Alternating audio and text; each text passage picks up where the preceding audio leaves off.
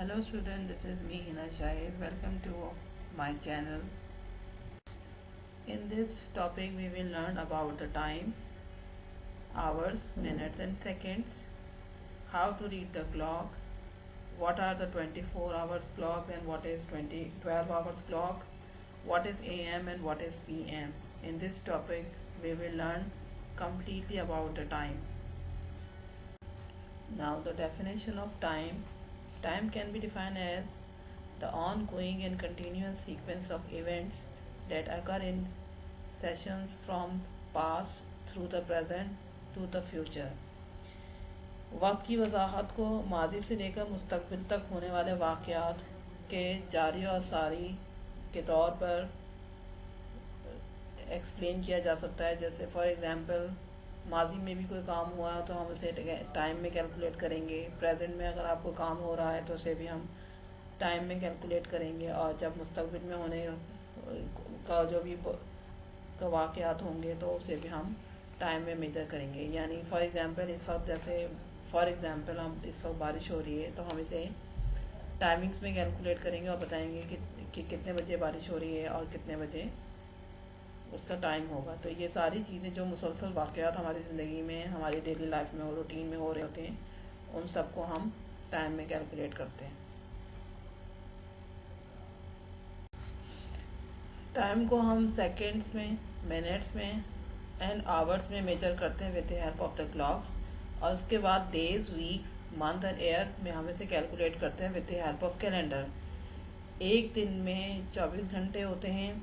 Clock में हमारे पास 3 hands होते हैं, एक लॉन्ग हैंड, एक शॉर्ट हैंड। जो लॉन्ग हैंड होता है वो हमारा मिनट्स का हैंड है, यानी वो हमें मिनट्स बताते हैं, और जो स्मॉलर हैंड है वो हमें आवर्स बताते हैं।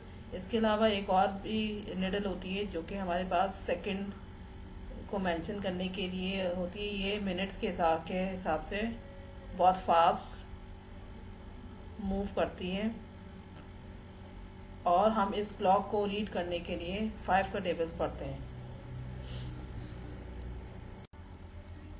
थिंग्स टू रिमेंबर, जो बहुत इम्पॉर्टेंट बात याद रखने के लिए है related to the time, that is 1 day is equals to 24 hours. एक दिन में 24 घंटे होते हैं। 1 minute is equals to 60 minutes.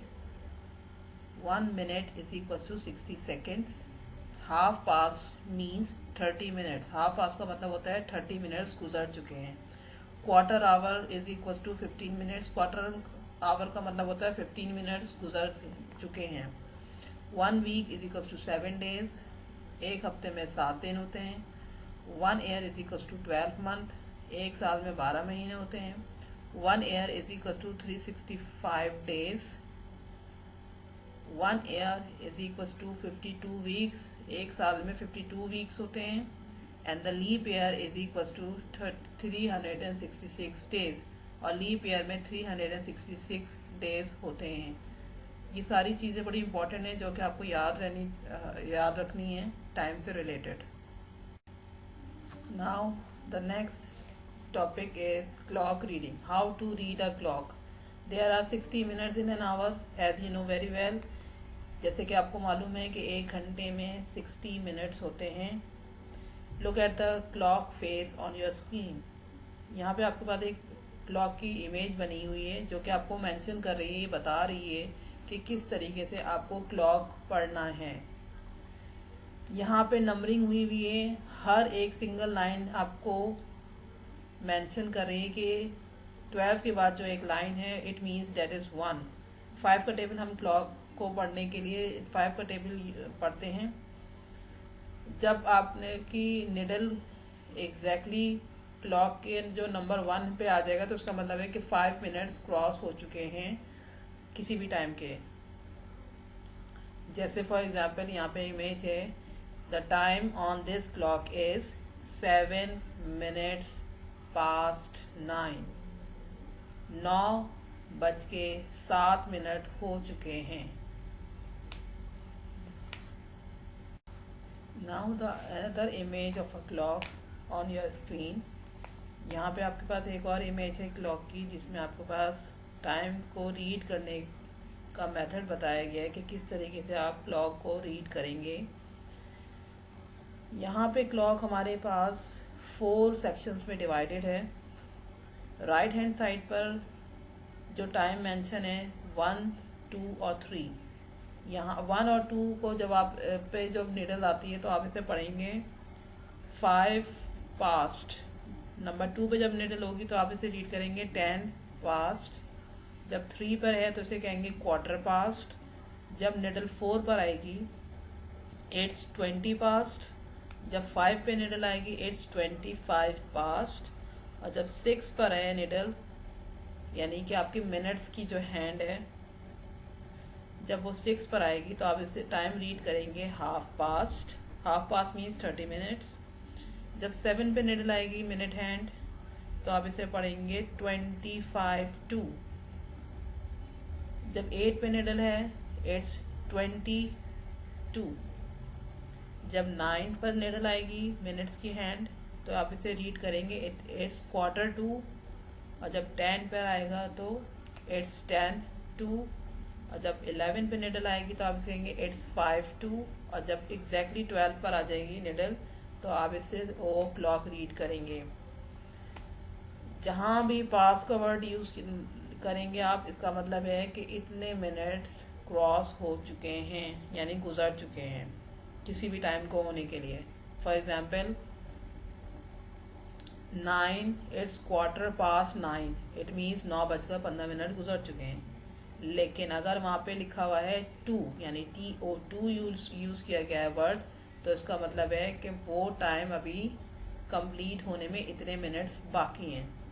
जैसे फॉर एग्जांपल इट्स 22:05, इसका मतलब ये है कि 5 बजने में अभी 20 मिनट बाकी हैं। ओ क्लॉक का मतलब होता है कि एग्जैक्टली जैसे for example 8 o'clock, 9 o'clock, 7 o'clock, 6 o'clock। Half past means 30 minutes, यानी अभी 30 मिनट्स गुजर चुके हैं। I hope you understand it. Now the digital form of a time. A digital clock is a type of a clock that display the time digitally. जब आपके पास time numbers में mention हो, numbers में digits में लिखे हुए हों, that form is known as digital form of time. Look at the image on your screen. It's 3 p.m.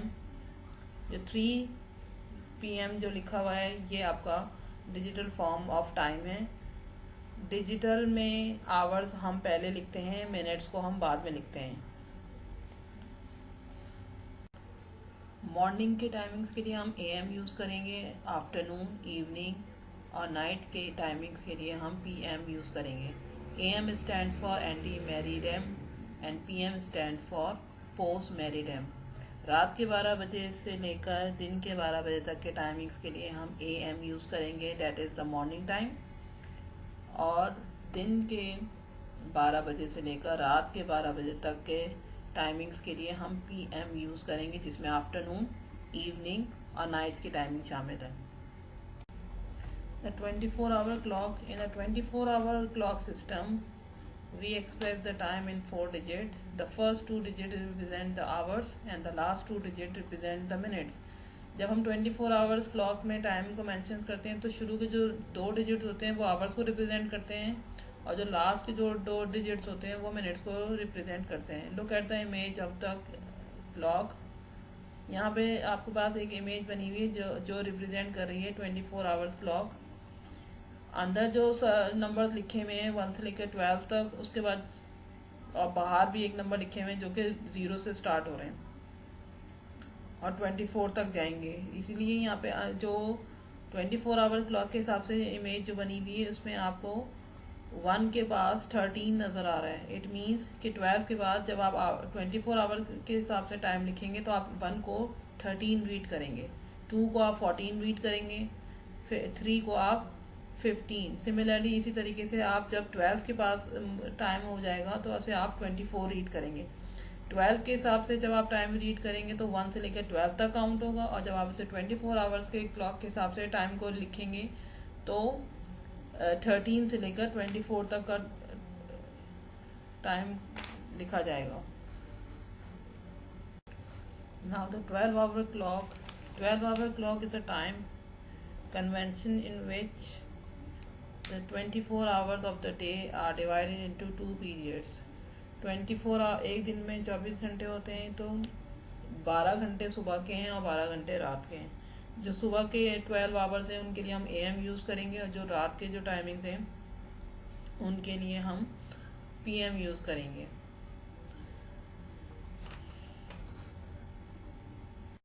Now here are few examples of how to read the clock. Look at the first image. यहाँ पे small hand 6 पर है और बड़ी जो long hand है वो आपके 2 के पास है। तो जब हम इसे 12 आवर्स क्लॉक के हिसाब से टाइम लिखेंगे तो हम इसे रीड करेंगे 6:10। और जब हम इसे 24 आवर क्लॉक के हिसाब से टाइम लिखेंगे तो हम इसे लिखेंगे 18:10, क्योंकि 6 पर आपका जब 24 क्लॉक के हिसाब से जब टाइम आएगा तो डेट इज कॉल्ड एज 18। इसी तरीके से similarly look at the second image. यहाँ पे शॉर्ट हैंड आपके पास 8 पर है और लॉन्ग हैंड 6 पर है। तो यहाँ पे इस क्लॉक में टाइम हुआ है 8:30। जब आप 24 आवर क्लॉक के हिसाब से टाइम इसे लिखेंगे तो आप इसे लिखेंगे 20:30। Similarly look at the third example. Short hand यहाँ पे आपके पास 11 पर, 10 से थोड़ा सा आगे है और 11 से थोड़ा सा पीछे है, और जो लॉन्ग हैंड है वो आपका एग्जैक्टली 9 पर है।